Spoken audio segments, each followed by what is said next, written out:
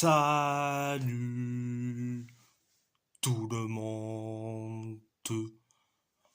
On va en parler sur tous les matchs du week-end. On va commencer par Wolverhampton. Wolverhampton a perdu face à Brentford 5-3. Un but de Nathan Collins, un ancien de Wolverhampton. Donc un but de Nathan Collins, un but sur penalty de Brian Mbeumo, un but de Christian Norgard, un but d'Ethan Pinnock, un but de Fabio Carvalho pour Brentford, ou les bises,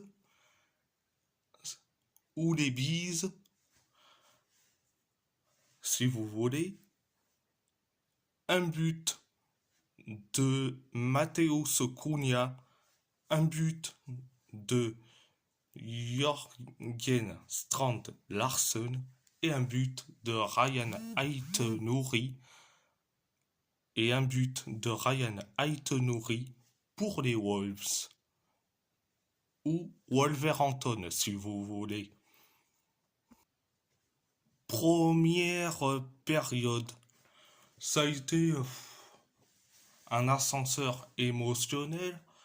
Un coup c'est catastrophique, un coup c'est mieux, et c'est encore catastrophique, encore un tout petit peu de mieux et encore du catastrophisme. Donc 2 minutes après le coup d'envoi de la première période, t'as un centre de la part d'un joueur de Brentford qui sert de passe décisif. Il envoie qui? Il envoie à Nathan Collins qui a marqué le premier but. Donc le but du 1-0. Mais lui, carrément, qu'est-ce qu'il a fait? Il célèbre carrément.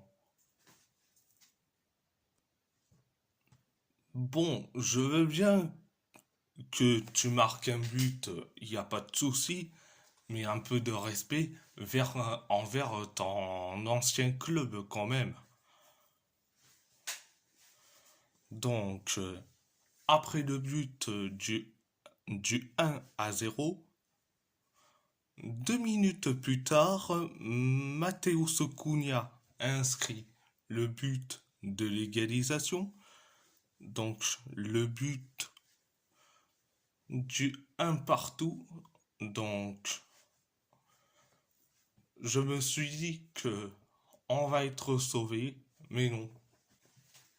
Résultat, quelques minutes plus tard, on a eu, on commence à être catastrophique et l'arbitre a sifflé un penalty en faveur de Brentford parce que Mario Lemina, il accroche Collins.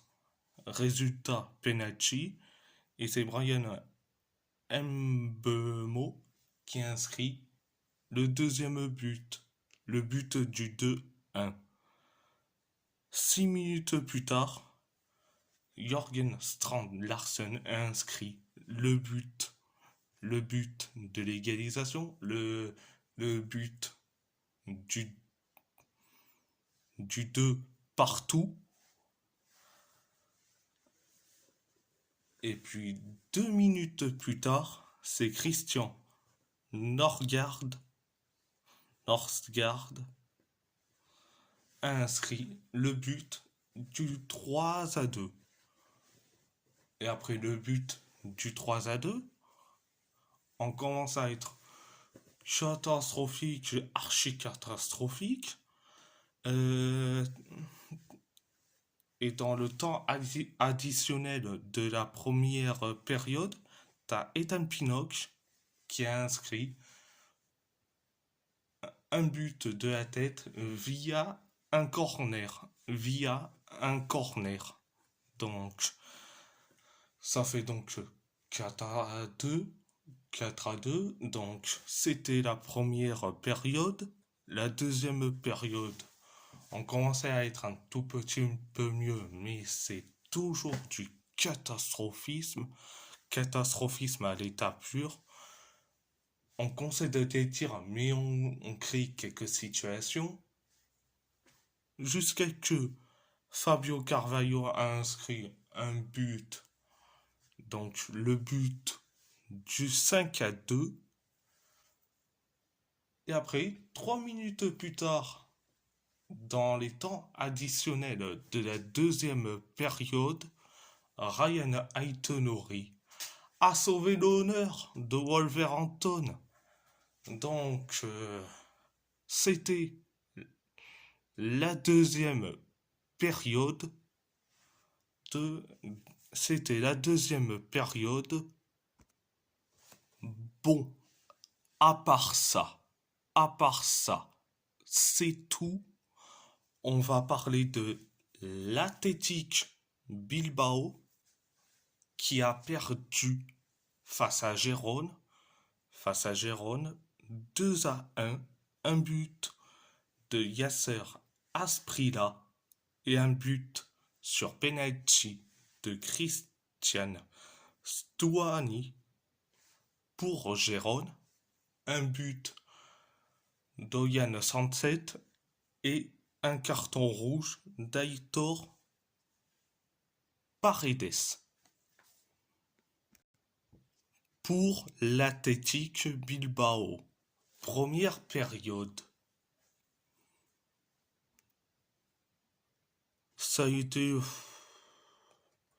Allez, bien mais sans plus. Bien mais sans plus.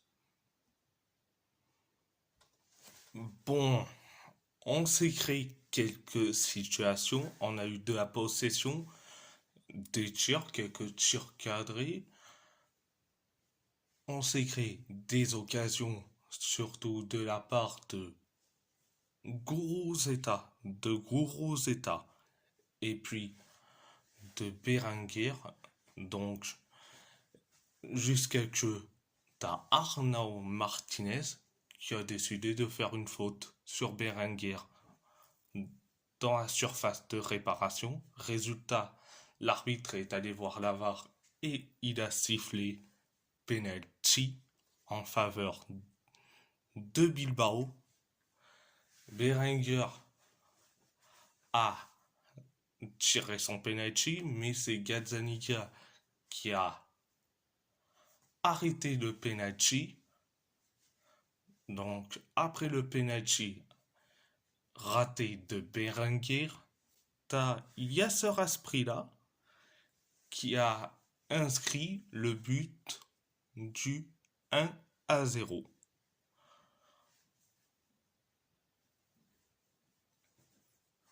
Et Mister Alex Padilla, il est en train de regarder le tir de Asprilla.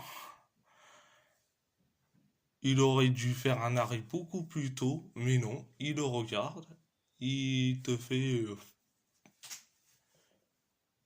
il fait semblant de faire une parade, mais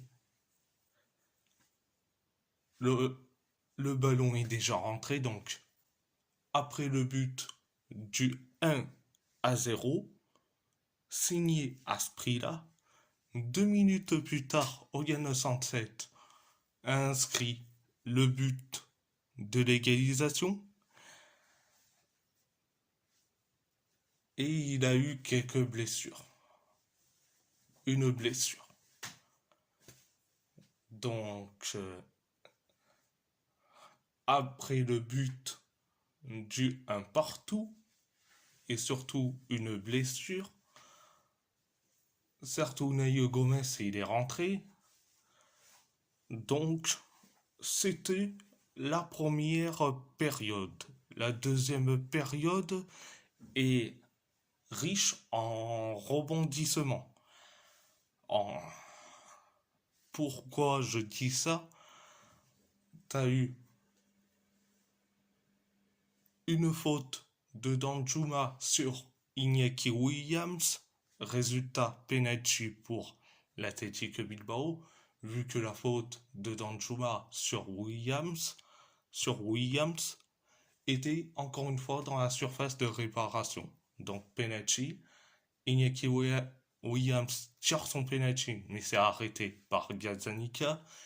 Penalty retiré parce que Gazzaniga n'a pas eu les un de ses pieds sur la ligne. Résultat, ils vont tirer un troisième penalty et c'est Ander Herrera.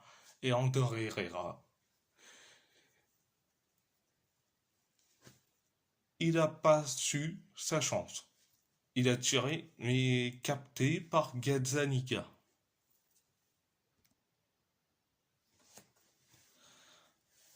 On s'est mis en difficulté,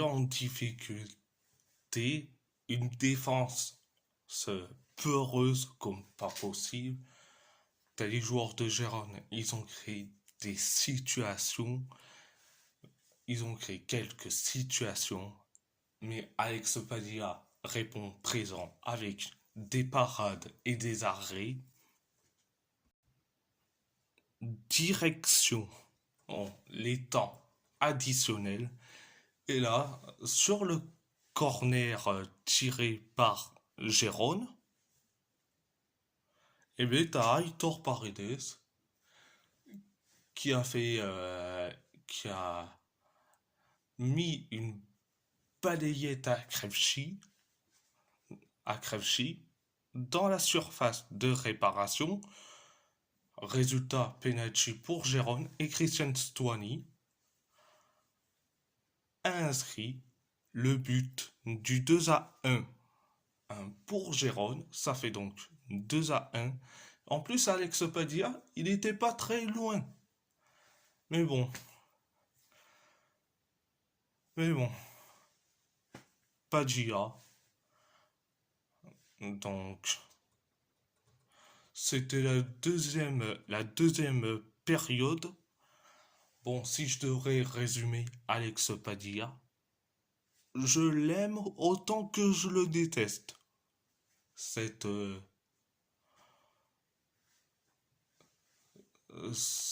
gardien mexicain. Je l'aime autant que je le déteste. Donc, c'est mon résumé sur Alex Padilla. Donc, à part ça, c'est tout. C'est tout. On va parler de Galatasaray qui a gagné face à Alanyaspor 1-0 grâce à un but de Yunus Hatkoun. Première période, ça a été limite. On, on a eu de la possession, on a eu des tirs cadrés, on s'est créé des occasions, mais on s'est créé quelques petits frayeurs jusqu'à que Yunus Hatkoun. En plus, j'ai cru qu'il était hors jeu, mais non. Il a été couvert. Il a décidé de marquer un but.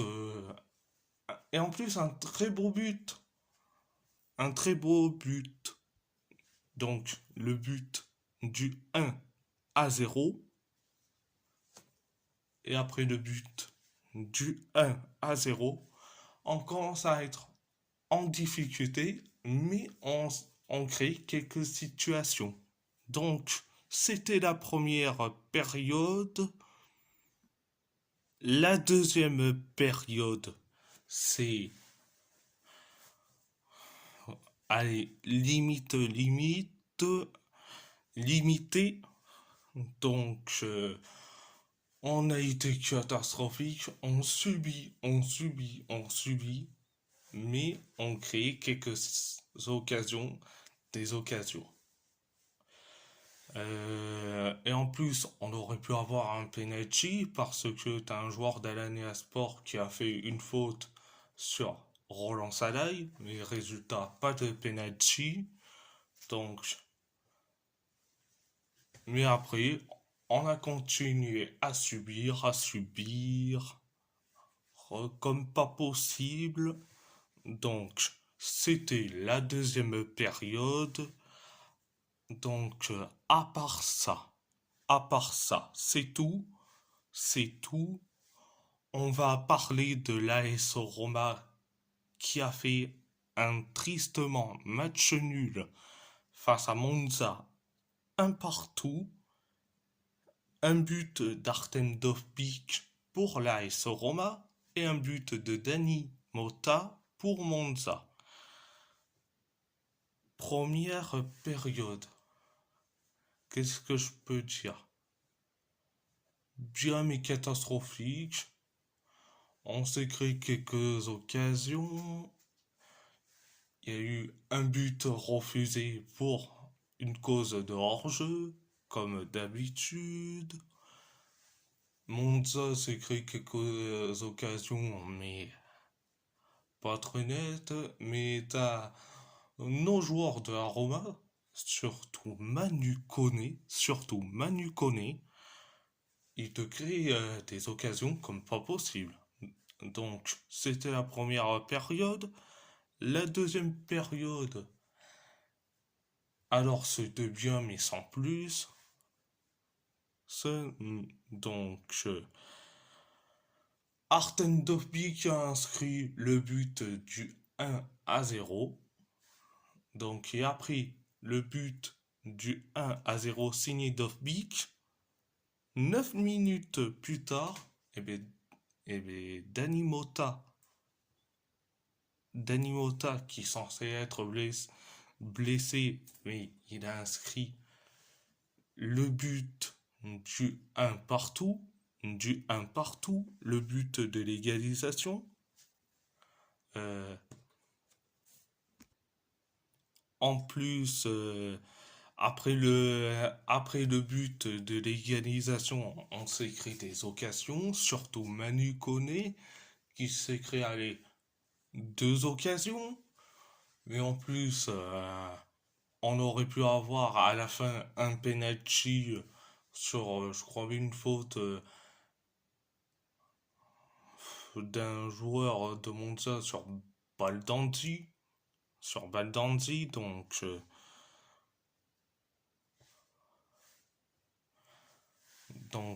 voilà, voilà. C'était la deuxième période.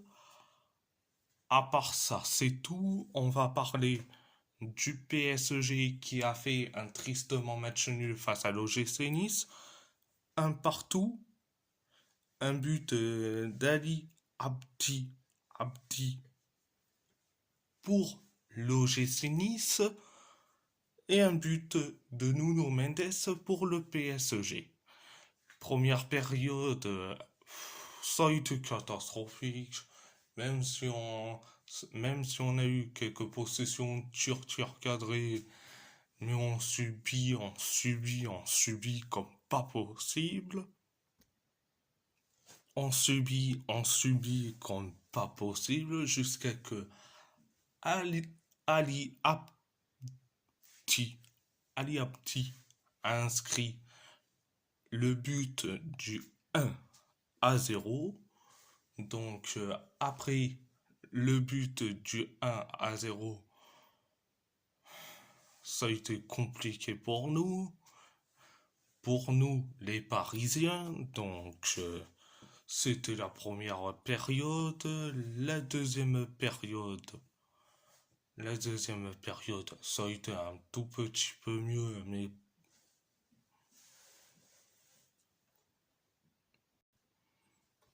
ça a été un tout petit peu mieux, voire bien. Pourquoi je dis ça? Parce que 7 minutes après le coup d'envoi de la deuxième période, tu as Nuno Mendes qui a inscrit le but de l'égalisation. Donc ça fait donc un partout. Et après le but de l'égalisation, on s'est créé quelques occasions avec Barcola. Et puis on s'est créé des occasions. Même si on a été en difficulté, mais on s'est créé des occasions, grâce à Barcola, grâce à d'autres joueurs. Donc, c'était la première période, la deuxième période, excusez-moi. C'était la deuxième période. Bon, excusez-moi pour la boulette. Donc, c'était donc la deuxième période. Donc, à part ça, à part ça, c'est tout. On va parler du FC Porto qui a gagné à l'arraché face au Sporting Braga 2-1. Un but sur penalty de Galeno, un but de Pepe Aquino pour le FC Porto et un but de Roger Fernandez pour le Sporting Braga. Première période, on aurait pu avoir un but de Samuel Omorodion, mais l'arbitre a refusé le but d'Omorodion parce que, soi-disant, Samuel Omorodion a légèrement poussé le joueur de Braga, mais je vois que le joueur de Braga, il a juste simulé comme pas possible. Franchement, franchement, ça a été complètement un petit vol comme pas possible. Donc, on a galé, on s'est créé des occasions, on s'est créé des occasions. Pareil pour Braga. Braga, c'est autant créer des occasions comme nous. Mais jusqu'à que le joueur de Braga qui a fait une faute sur Galeno, résultat penalty pour le FC Porto.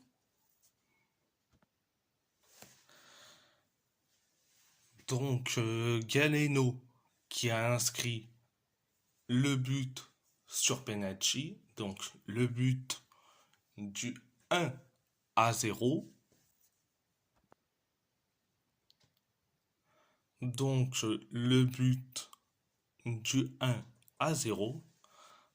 Donc c'était la première période. La deuxième période,